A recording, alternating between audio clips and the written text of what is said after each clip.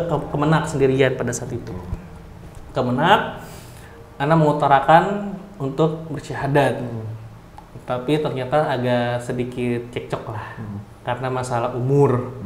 Waktu itu kalau salah Ana umur berapa? 19, 18 gitulah pokoknya sekitar. Nah, prosedur dari Kemenak itu 21 tahun untuk yang cowok baru bisa untuk syahadat sendirian. Makanya pas Dara tanya, mana orang tuanya? Lah, saya kan mau diem-diem masalahnya kan gitu kan ya. Akhirnya ya sedikit ngotot lah karena anak pribadi udah pengen banget lah, udah pengen syahadat karena apa yang ngomong, antum mau tanggung jawab kalau niat baik saya ternyata setelah keluar dari saya meninggal duluan, ternyata saya belum bisa, antum mau tanggung jawab apa yang gituin.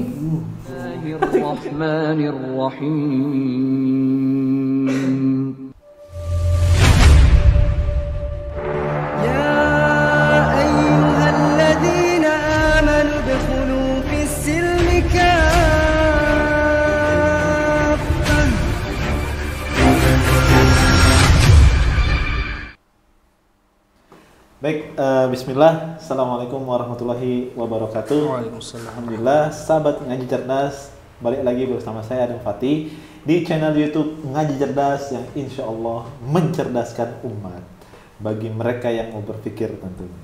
Alhamdulillah, sahabat Ngaji Cerdas, pada kesempatan hari ini, masya Allah, kami sangat bersyukur kepada Allah karena kami kedatangan tamu yang sangat spesial, masya Allah ya. Beliau adalah Mas Hansen. Assalamualaikum Mas Hansen. Waalaikumsalam warahmatullahi wabarakatuh. Apa kabar?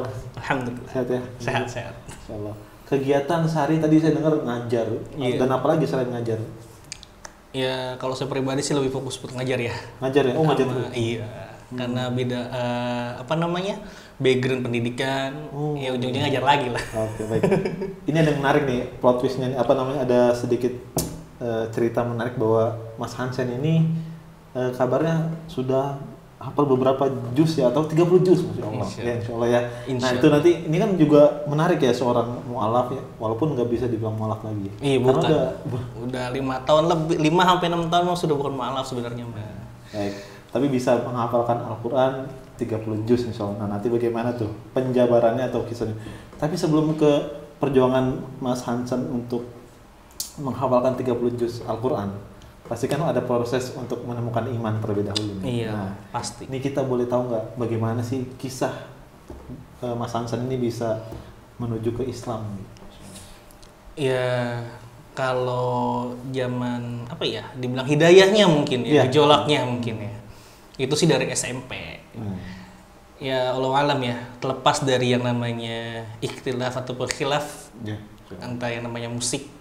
Pertama kali itu orang senang buat yang namanya lagu Wali.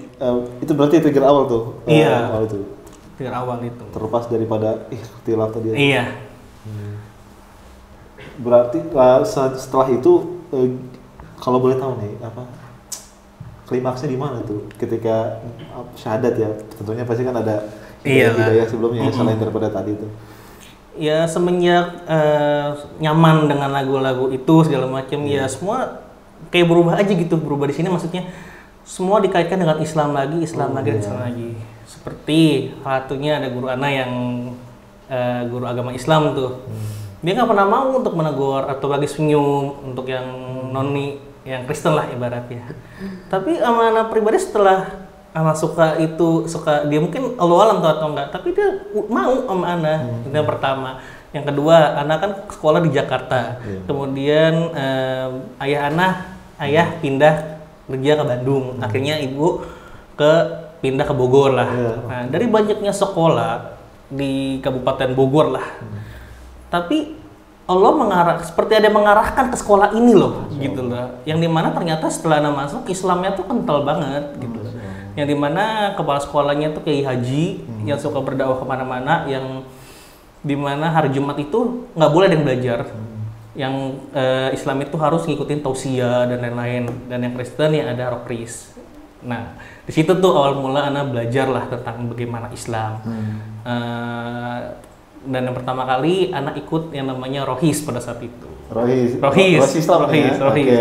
Jadi paginya Ana rokris, siangnya Ana Rohis. Bisa gitu ya? Iya. Makanya sampai sekarang pun anak kadang suka lucu, suka kepikir kok bisa ya seperti itu ya. Ya cuma kan kembali lagi jalan takdir Allah sudah ada yang mengarahkan lah. Allah sudah takdirkan lah. Ya mungkin jalannya seperti itu kan. Dan yang pertama kali Anda mengutarakan ke pembinanya lah ya, pembina roisnya, Ustadz, Anda mau ikut rois dong. Loh, dia kaget di situ, tercengang bener-bener. Dan akhirnya dia ngomong, ya udah syahadat aja. Waduh, belum siap lah syahadat Ustadz, Anda bilang. Akhirnya beliau bilang, ya udah datang aja hari Jumat siang ya katanya, bisa siang habis sholat Jumat katanya.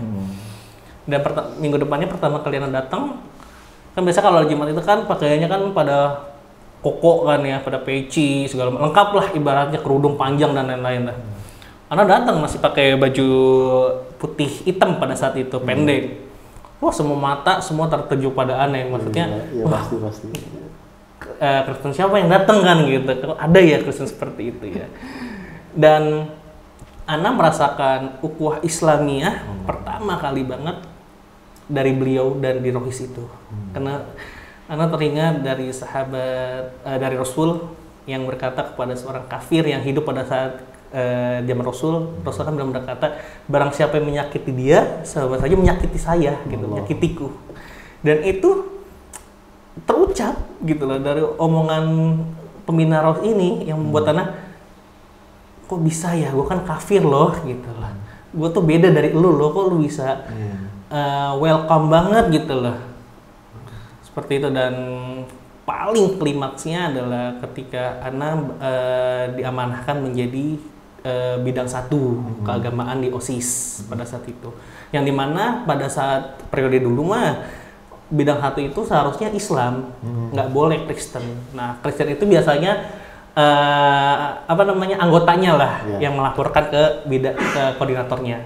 Nah, qadarullah Ana yang dipilih pada saat itu, yang dimana kalau bidang 1 ini semua semua kegiatan agama tuh mereka harus datang.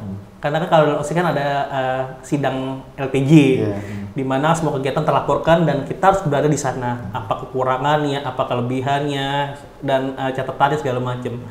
Dan semenjak itu Ana ikut kegiatan, makin mengenal Islam.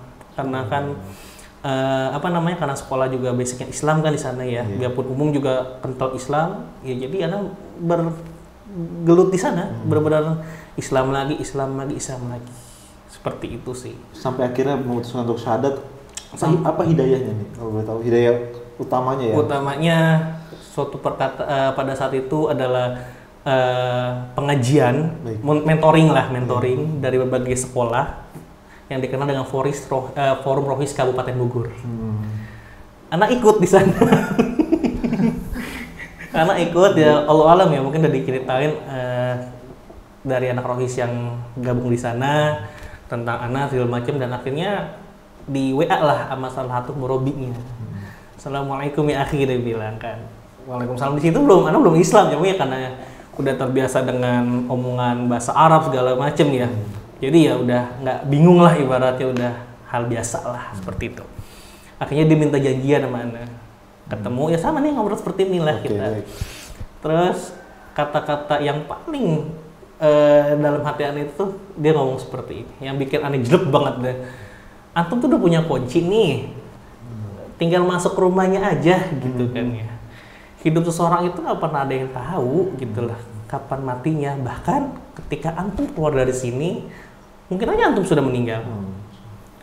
Dan coba bayangkan ketika antum sudah meninggal dan antum udah punya kunci, tinggal masuk ke rumahnya saja, antum belum masuk tapi antum udah keburu meninggal gitu lah. Apakah nggak menyesal antum pada saat itu? Karena mikir di situ. Itu ngena banget ya? Ngena banget Ana di situ. Mikir, oh iya. Berspekulatif, bener-bener banyak itulah pokoknya. Akhirnya ya udah, itu dalam jarak berapa setahun kalau nggak salah, berapa bulan, setahun gitu, baru Ana merenungkan. Ana tipe ke orang yang nggak langsung menggebu-gebu, oh iya gue harus masuk Islam.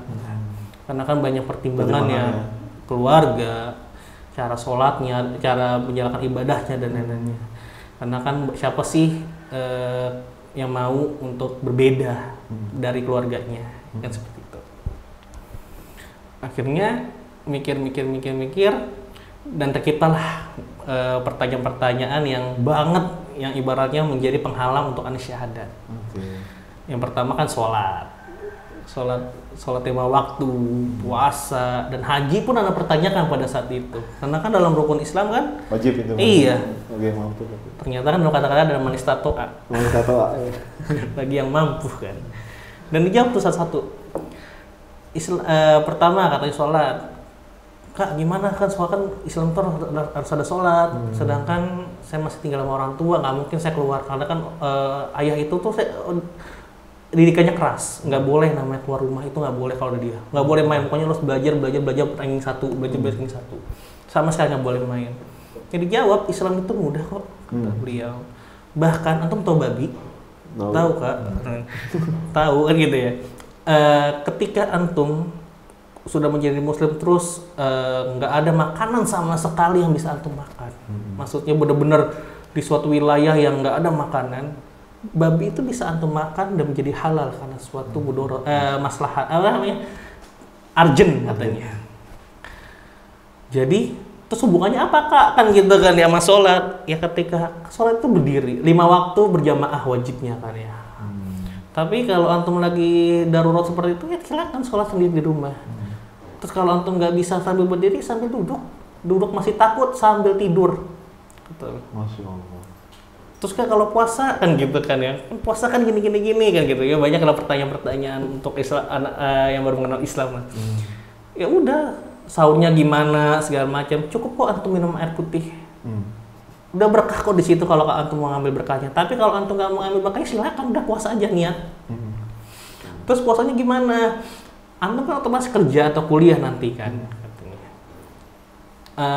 Ya antum siasatin aja waktunya memanage antum gitu ya. Anggap aja antum belajar untuk bagaimana memanage waktu lah katanya. Ya udah karena sudah terjawab semua kan. Oh ya sudah ibaratnya sudah plong lah ibaratnya. Ya akhirnya ana ke Kemenak sendirian pada saat itu. Kemenak ana mengutarakan untuk bersyahadat. Tapi ternyata agak sedikit cekcok lah karena masalah umur. Waktu itu kalau salah umur berapa? 19 atau 18 gitulah pokoknya sekitar. Nah, prosedur dari Kemenak itu 21 tahun untuk yang cowok baru bisa untuk syahadat sendirian. Makanya pas Darat tanya, "Mana orang tuanya?" Lah, saya kan mau diem-diem masalahnya kan gitu kan ya. Akhirnya ya sedikit ngotot lah karena anak pribadi udah pengen banget lah, udah pengen syahadat karena apa yang anak ngomong, antum mau tanggung jawab kalau niat baik saya ternyata setelah keluar dari saya meninggal duluan, ternyata saya belum bisa, antum mau tanggung jawab, apa yang gituin.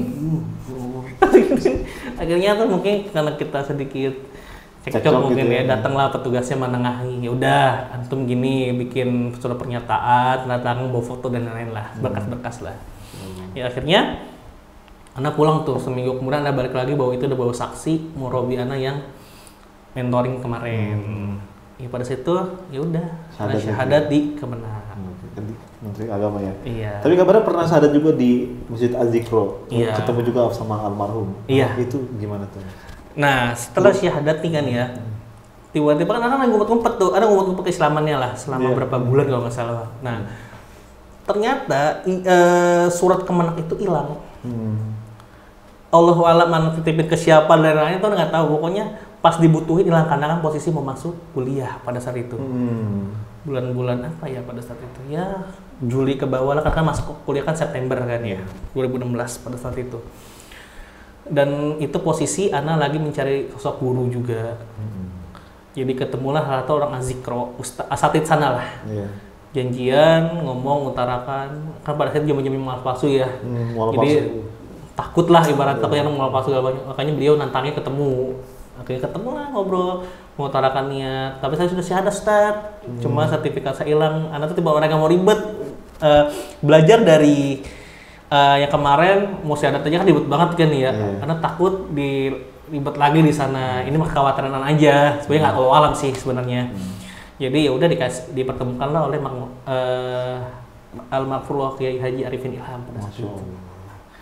Dan tipe dai itu kan ada dua kan ya.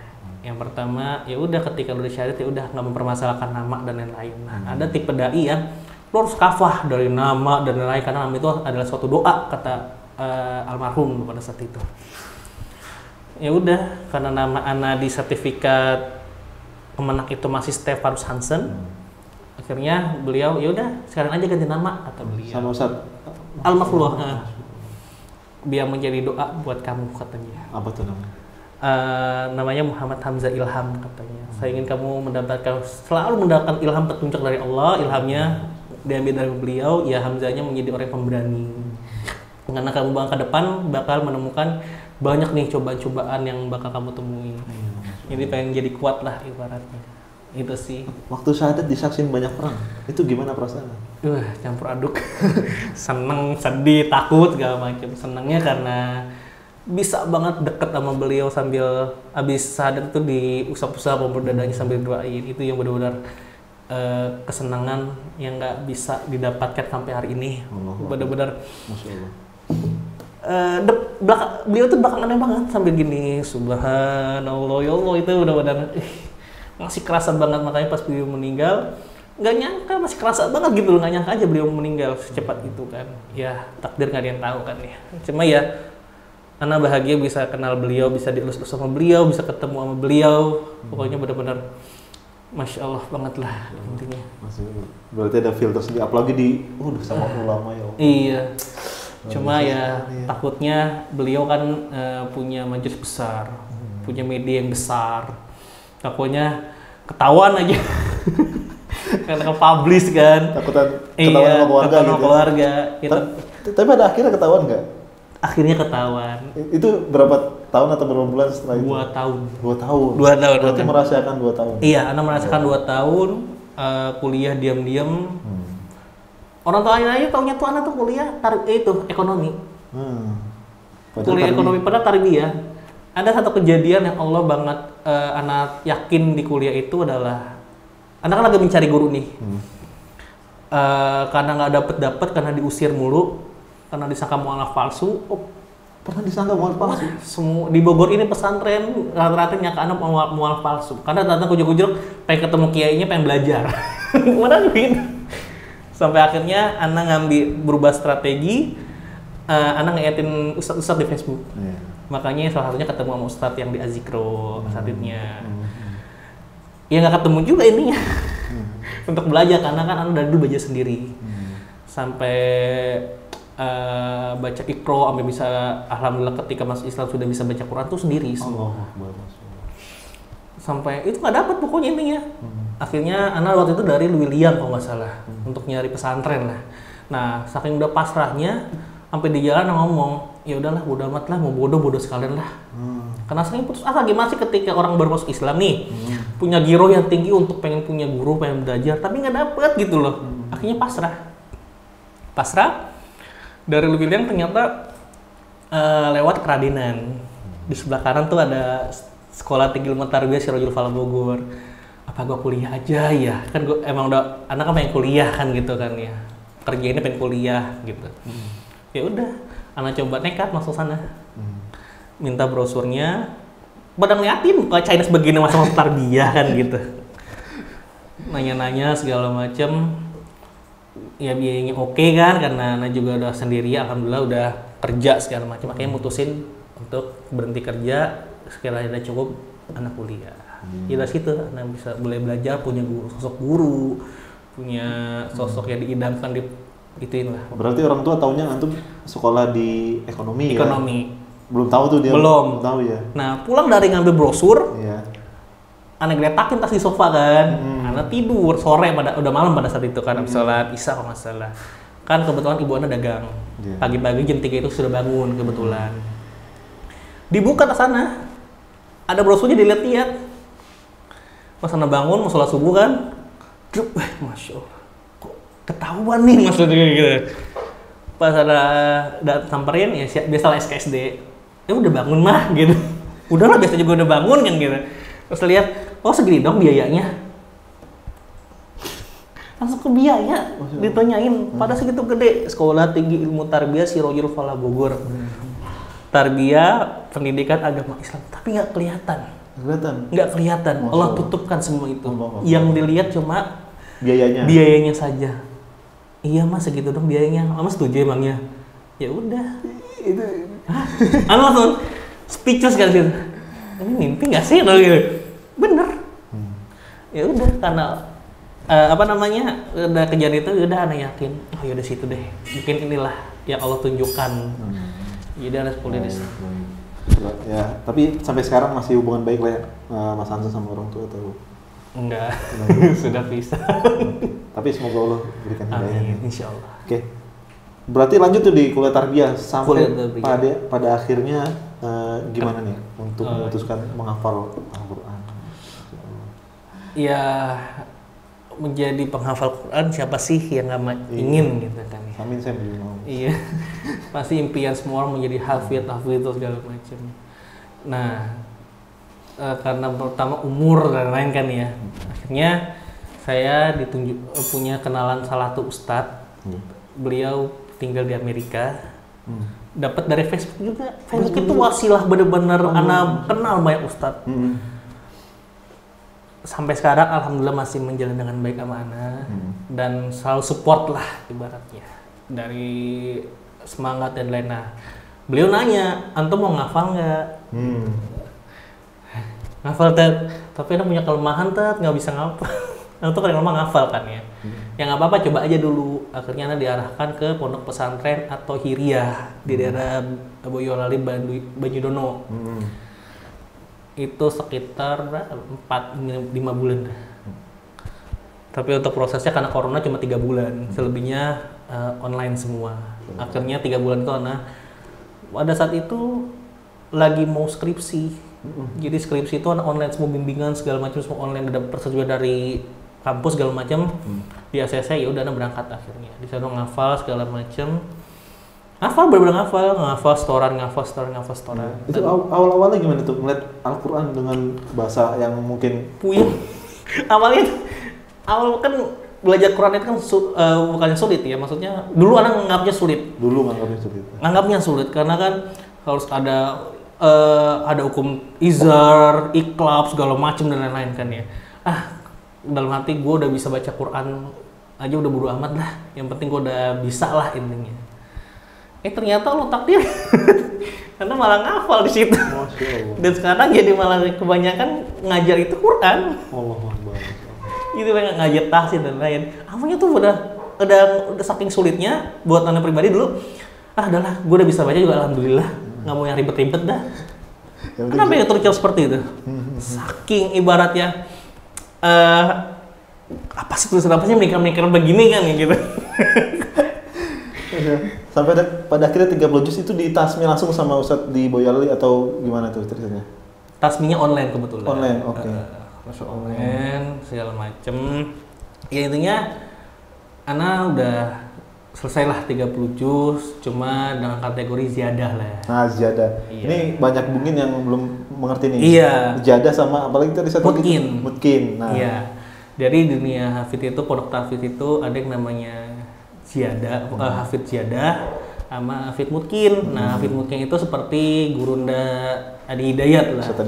Yang seperti membaca 30 juz itu seperti membaca Al-Fatihah ketika bangun tidur. Jadi semuanya hafal dibolak-balik ayat. Nah, kalau anak pribadi masih ziyadah yang harus banyak murojaah, mengulang. Bedanya ziyadah mutkin ya seperti itu. Kalau mutkin ya baca 30 juz sudah kayak bangun tidur baca Al-Fatihah aja saking lancarnya. Gitu ya? Iya. Kalau anak pribadi ya harus karena banyak kekurangan mungkin karena masalah umur juga dan hanya nggak terlalu fokus juga kan. Jadi ya harus ngeliat Al-Quran dulu baru bisa hafal lagi. Seperti itu sih. Gitu. Jadi itulah perbedaannya buat sahabat kalian, ada mutkin, ada ziyadah. Ini saya baru tahu loh, Masya Allah. Mungkin mudah-mudahan ya Allah mudahkan saya juga biar sama kayak Mas Hansen nih. Amin. Biar hafal Al-Quran. Amin, semangat. Apa namanya? Kemudian Mas Hansen rencana ke depan mau apa? Ini kan udah ada sertifikatnya 30 juz tadi ya? Alhamdulillah. Udah dapat tasminya, kemudian ke depannya rencana mau apa? Rencana sekarang sih lagi proses untuk ke Madinah insya Allah. Amin.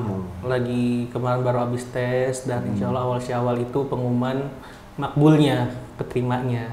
Untuk sekarang nanti nih sekitar pertengahan Ramadan pengumuman murosyahnya atau diterimanya dari pihak Madinah. Nah kalau makbulnya itu benar-benar keterima dan sampai pemberangkatan.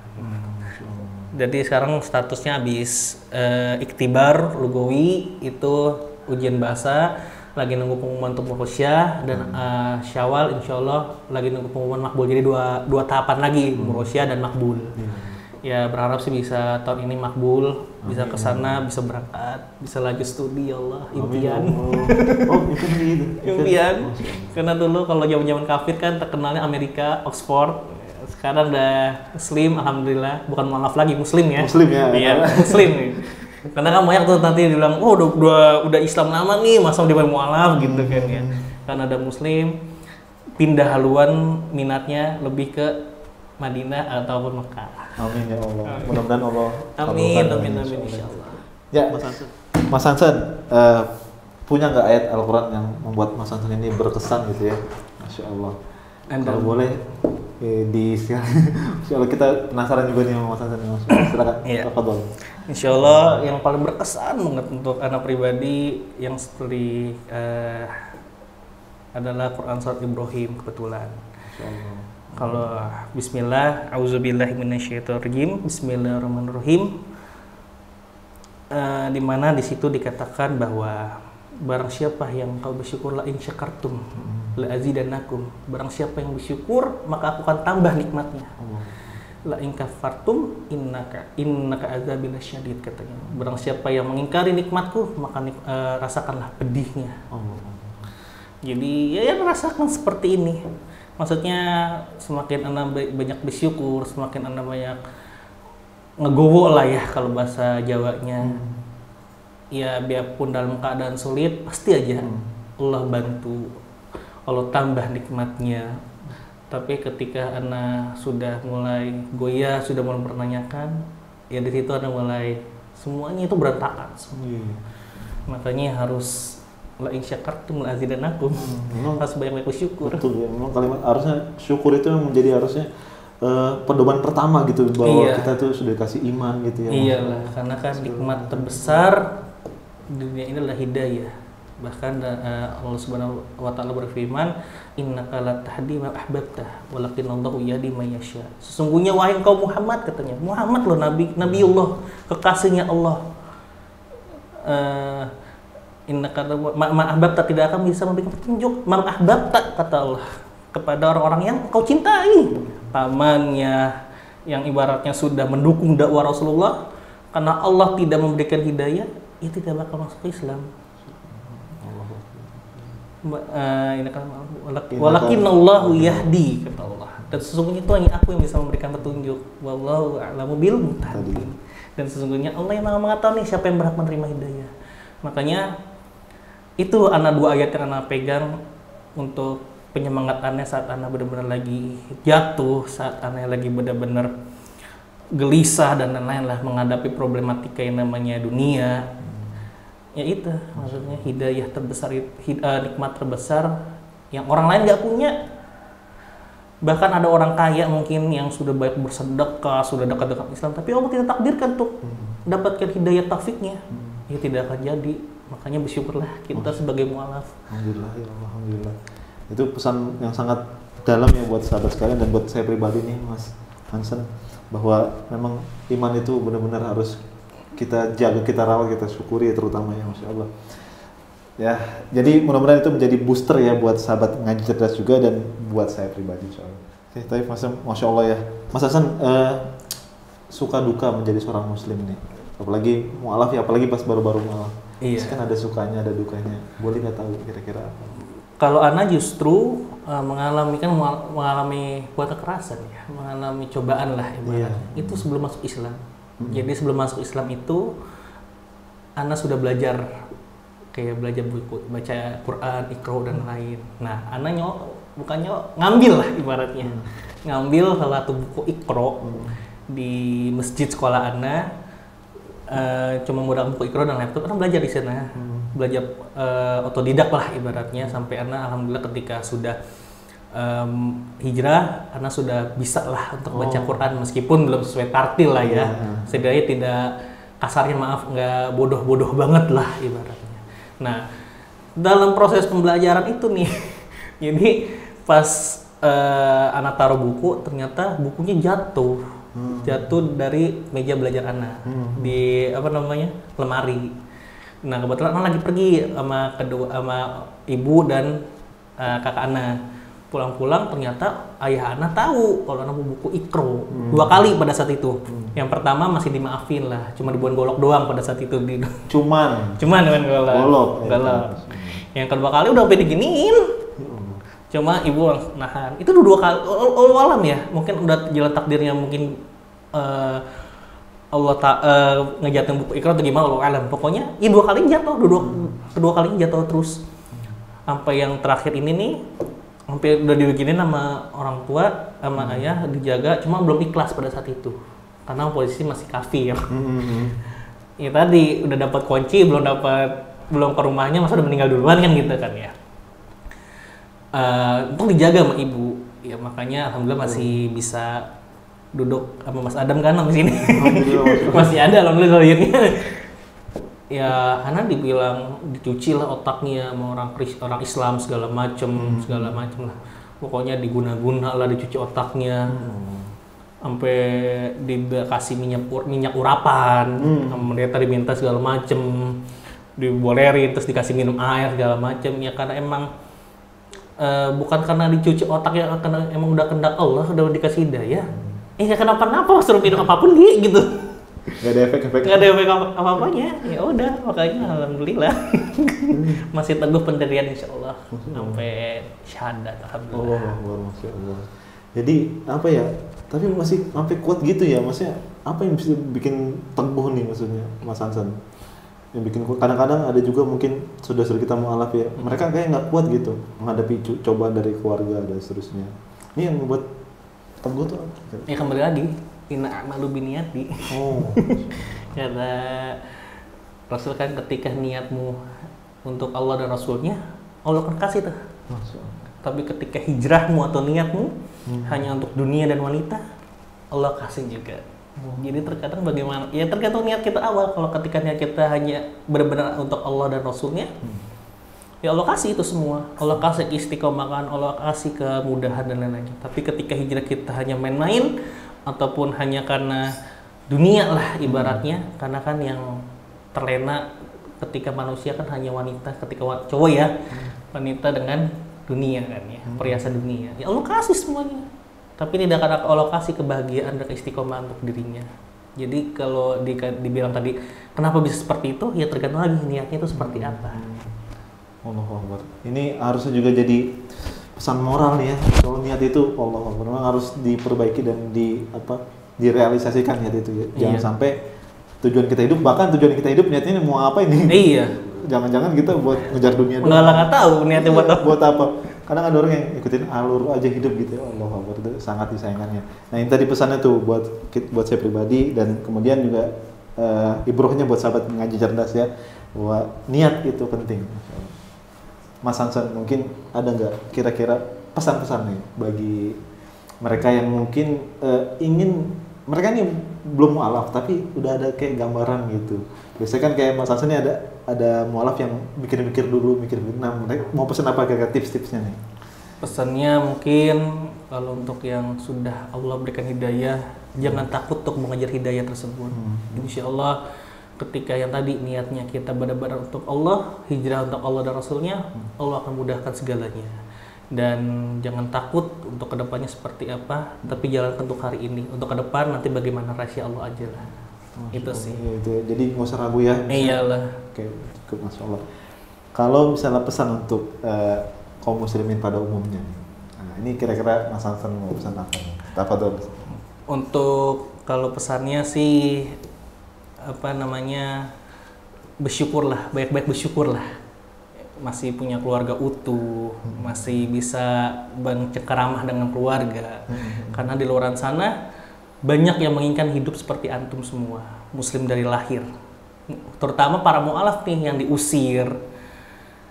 Banyak rasa iri lah. Iri di sini maksudnya pengen seperti muslim lainnya, punya keluarga muslim, diingetin ngaji, nggak kayak mu'alaf yang mau ngaji aja ya Allah ribetnya bukan main gitu kan. Ketika Allah sudah kasih kemudahan nih, karena Islam dari lahir, manfaatkan. Karena di luar sana masih banyak yang ingin seperti antum semua. Bayangkan ketika antum tidak bersyukur, tidak memanfaatkan, ternyata Allah ambil nikmatnya, menjadi hina terbesar lah itu mah. Kecewaan terbesar yang bakal antum rasakan. Karena di luar sana sudah banyak contohnya para mu'alaf tentunya. Itu sih pesan yang banyak-banyak bersyukur saja.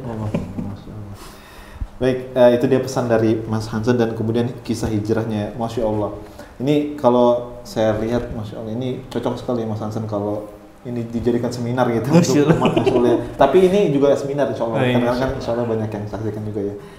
Mas Hansen, bagaimana tanggapannya dengan Islam yang kafah?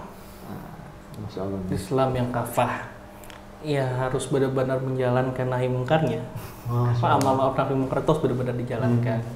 Apalagi ya mungkin kalau untuk yang Islam dari lahir mungkin sudah kali ya, kita berhusnuzon lah ya.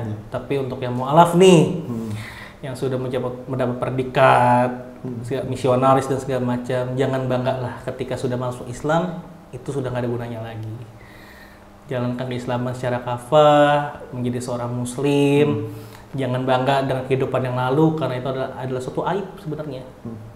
Jalankan yang ada, jangan bangga dengan terlena kehidupan yang lalu, akhirnya mengungkit-ungkit kembali, oh gue seperti ini loh, dulu gue begini loh.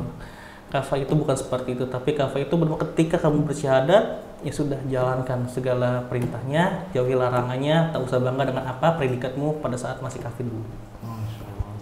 Ditekankan benar-benar buat mu'alaf sih, yang banyak kan masih bangga dengan predikatnya gitu lah, sebagai misal misionaris lah, kuliah di sini lah segala macam, yang sebenarnya hakikatnya sudah nggak berguna lagi ketika dia sudah masuk Islam, ya menjalani kehidupan sebagai Islamnya sendiri. Allah.